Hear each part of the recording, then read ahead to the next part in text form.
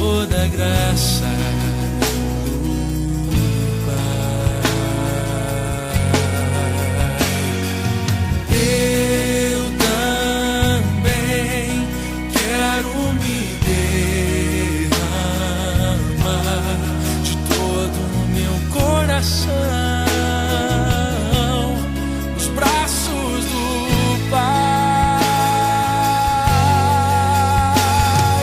Vem,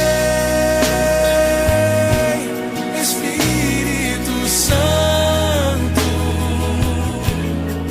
com teu poder tocar meu ser, fluir em mim. Vem, Espírito Santo, com teu poder tocar meu ser, fluir em mim. Naquele tempo, Jesus contou aos discípulos uma parábola, para mostrar-lhes a necessidade de rezar sempre e nunca desistir, dizendo: numa cidade havia um juiz que não temia a Deus e não respeitava homem algum. Na mesma cidade havia uma viúva que vinha à procura do juiz pedindo: faze-me justiça contra meu adversário. Durante muito tempo o juiz se recusou. Por fim ele pensou: eu não temo a Deus e não respeito homem algum, mas esta viúva já está me aborrecendo. Vou fazer-lhe justiça para que ela não venha a agredir-me.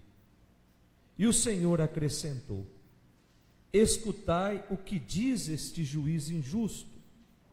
E Deus não fará justiça aos seus escolhidos, que dia e noite gritam por ele? Será que vai fazê-los esperar? Eu vos digo que Deus lhe fará justiça bem depressa. Mas o Filho do Homem, quando vier, será que ainda vai encontrar fé sobre a terra? Palavra da salvação. Do Senhor é que me vem o meu socorro, do Senhor que fez o céu e fez a terra. Do Senhor é que me vem o meu socorro, do Senhor que fez o céu e fez a terra. Podemos sentar. Caríssimos irmãos que nos acompanham pelas redes sociais, nós chegamos ao domingo de número 29, 29º domingo do tempo comum. É o título aí do nosso jornalzinho que nós estamos acompanhando a missa. E nesse final de semana, como em todos os finais de semana do tempo comum, que tem uma dinâmica toda especial, a palavra de Deus nos convida a estreitar o nosso relacionamento com Deus. Ou seja, a palavra de Deus vem nos convidar a sermos íntimos de Deus. E ao mesmo tempo vem nos garantir que dessa intimidade com Deus nasce a bênção na nossa vida. Dessa intimidade com Deus nasce o milagre na nossa vida. Mas, para que essa intimidade seja de fato eficaz, eu preciso aprender a respeitar o tempo de Deus. Eu não posso achar que porque eu sou um homem, uma mulher de oração, Deus tem que agir de acordo com a minha vontade. Portanto, eu não posso condicionar a vontade de Deus. A minha oração não me faz dono de Deus. A minha oração me faz próximo de Deus. E nós vamos compreender isso meditando essas leituras. A primeira leitura, tirada do livro do Êxodo, o capítulo 17. A palavra êxodo quer dizer partida, via, caminho. Um livro que é o segundo livro da Sagrada Escritura. que alguns estudiosos dizem que foi o próprio Moisés que escreveu o livro do Êxodo. Mas tem outras correntes que dizem que esse livro é fruto de uma série de histórias que foram escritas pouco a pouco e que de repente essas histórias foram aglomeradas num local e foi feita uma redação final usando de todas essas histórias lá no século 6 a.C., depois do exílio na Babilônia. Então o livro do Êxodo acaba sendo a continuidade do livro do Gênesis, que é o primeiro livro da Sagrada Escritura. E é no livro do Êxodo que nós encontramos histórias muito interessantes. Nós encontramos a história de Moisés conduzindo o seu povo para o deserto. No livro do Êxodo, nós encontramos o momento em que Moisés sobe a montanha e Deus dá a Moisés as tábuas da lei. No livro do Êxodo, nós encontramos aquele momento bonito em que o povo atravessa o Mar Vermelho. E é no livro do Êxodo também que nós vemos Deus se manifestar como sendo um Deus que sacia a nossa fome quando faz o pão cair do céu, o maná cair no deserto. Essas histórias nós encontramos no livro do Êxodo. E esse livro, portanto, ele tem como objetivo animar a vida do povo. Ele tem como objetivo fazer com que o povo não esqueça a ação de Deus ao longo de toda a sua história. Portanto, é um livro que faz com que a memória de Deus não seja esquecida. E aí nós temos o capítulo 17, que nós tiramos a primeira leitura de hoje, que nos coloca num ambiente de confronto, num ambiente de violência, entre dois povos. Eu não sei se vocês perceberam, o povo hebreu e os amalecitas. Os amalecitas, se nós olharmos lá no livro do Deuteronômio, o capítulo 25, do 17 para frente, nós vamos descobrir quem são esses amalecitas.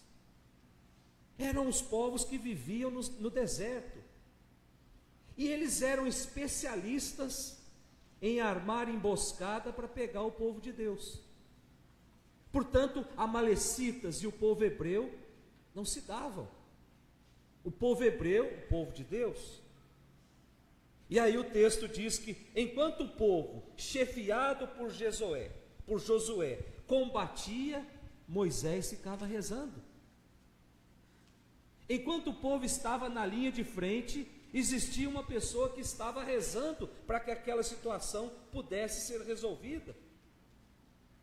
E diz a primeira leitura que enquanto as mãos de Moisés estavam levantadas, os hebreus, o povo de Deus, ganhava a batalha.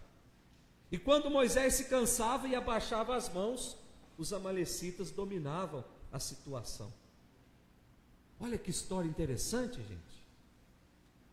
Não interessa se de fato essa história ou aconteceu do jeito que está escrito aqui. O que é que o autor está querendo nos ensinar a partir desse texto? Que a libertação, ela se dá pelo esforço do homem e pela oração. Ou seja, as mãos estendidas é estado de oração. Quando nós rezamos o Pai Nosso, nós levantamos as mãos, dizendo: Pai, que estás no céu, ou seja, pedindo que Deus olhe por nós. Eu não sei se vocês lembram, quando o Padre Cido veio rezar aqui no Tríduo de Santa Mônica, ele fez uma comparação muito bonita, dizendo que quando a criança está com medo, quando a criança está insegura, ela pede que o pai a pegue no colo, e ela faz o mesmo gesto que nós fazemos quando levantamos as mãos para rezar o Pai Nosso. É como se nós adultos estivéssemos dizendo para Deus: não está dando mais, me pega no colo, me ajuda a sair dessa situação. Oração, a insistência na oração, é o caminho que nos proporciona o milagre na vida. Depois da nossa segunda leitura, a carta de São Paulo a Timóteo, que foi um texto escrito mais ou menos 60, 70 anos depois de Cristo. E São Paulo, quando escreve a Timóteo, a igreja já estava sendo perseguida. Não se podia dizer que era cristão, porque tinha toda aquela consequência de ser cristão, de falar de Jesus, de viver aquilo que Jesus havia ensinado. E uma perseguição gera em nós o desânimo, falta de entusiasmo, principalmente pelas coisas de Deus. Basta alguém fazer uma piadinha da nossa religião que nós temos medo de falar que nós somos cristãos. E nesse sentido, os nossos irmãos evangélicos estão de parabéns, porque eles falam de... Daqui a pouco vai passar um monte aí na rua. O domingo deles é para ir de porta em porta, falando da experiência que eles tiveram com Jesus. Não tem vergonha. E podem criticar que eles continuam fazendo. Nós somos diferentes. Basta alguém fazer uma piadinha da nossa fé, que a gente já se fecha. Nós temos vergonha de falar da mãe de Jesus. Nós temos vergonha de falar que nós amamos a Eucaristia.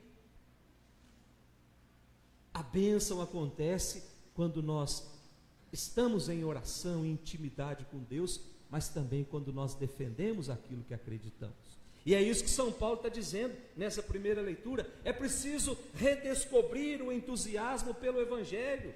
É preciso defender a doutrina recebida dos apóstolos. E como é que eu vou distinguir nesse mundo o que de fato é doutrina, o que de fato é verdadeiro e o que de fato é falso? Tem muita gente aí dizendo que é apóstolo, que é bispo. São Paulo está dizendo, como é que eu vou acreditar se eles estão falando a verdade ou se nós estamos com a verdade? E a receita é simples, está nessa segunda leitura. A verdadeira doutrina, ela tem o selo de autenticidade quando aquele que ensina é um sucessor legítimo dos apóstolos. Os nossos bispos católicos são sucessores dos apóstolos. Ninguém acordou num domingo lá e disse, hoje eu vou ser bispo, e vou comprar a mitra e vou ser bispo. Na Igreja Católica não funciona assim. A Igreja Católica tem a sua sucessão. Os bispos são os sucessores dos apóstolos. O Papa é o sucessor de Pedro, ou seja, quando o Papa morre, passou para Pedro. Quando Pedro morreu, passou para Lino. Depois passou para Cleto, para Clemente, para Cornélio, para Bento XVI, para João Paulo II e agora para Francisco. Não teve ninguém nesse meio que disse eu quero ser Papa e foi ser Papa. Portanto, existe a sucessão e isso faz com que aquilo ensinado em conformidade com a Sagrada Escritura seja verdade. E é isso que São Paulo está dizendo. É preciso insistir, é preciso argumentar, é preciso repreender, é preciso aconselhar, oportuna e inoportunamente. Portanto, não tem como não falar de Jesus se eu acredito nesse Jesus. E por fim nós temos o nosso Evangelho de hoje, capítulo 18 do Evangelho de São Lucas, que nos apresenta essa história bonita de uma viúva e de um juiz.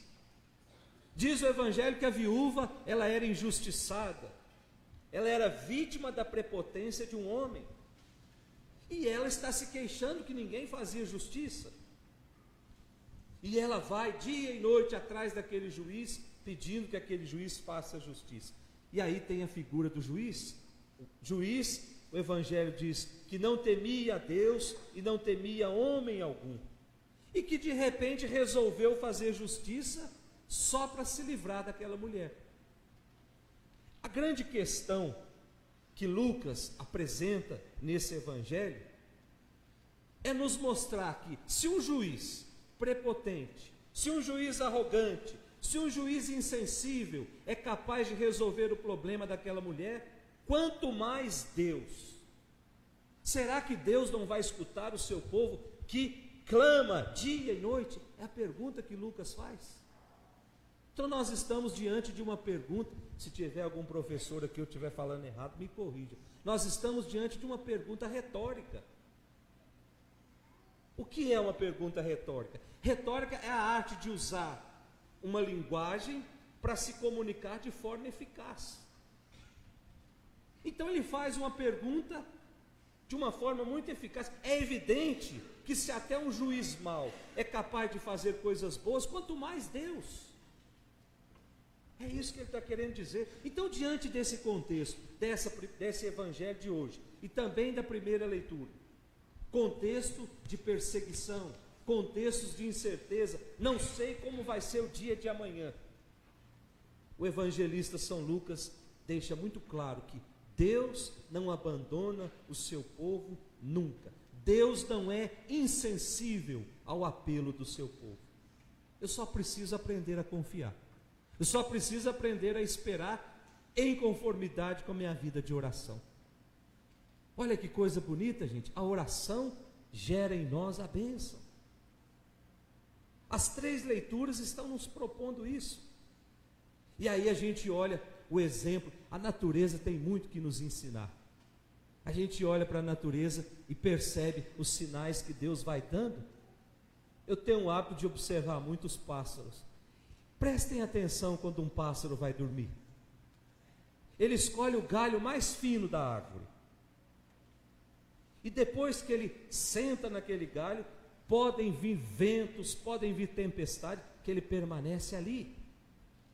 Ele não sabe, nenhum vento é capaz de derrubar um passarinho da árvore, gente, a não ser que quebre o galho. E por que é que isso acontece? O segredo está no joelho do passarinho. Quando o joelho do passarinho ele se dobra, as suas garras elas se fecham. Ou seja, quando o passarinho dobra o joelho lá na árvore, as suas garras ficam firmes naquele galho. Pode quebrar o galho, mas ele não solta dali.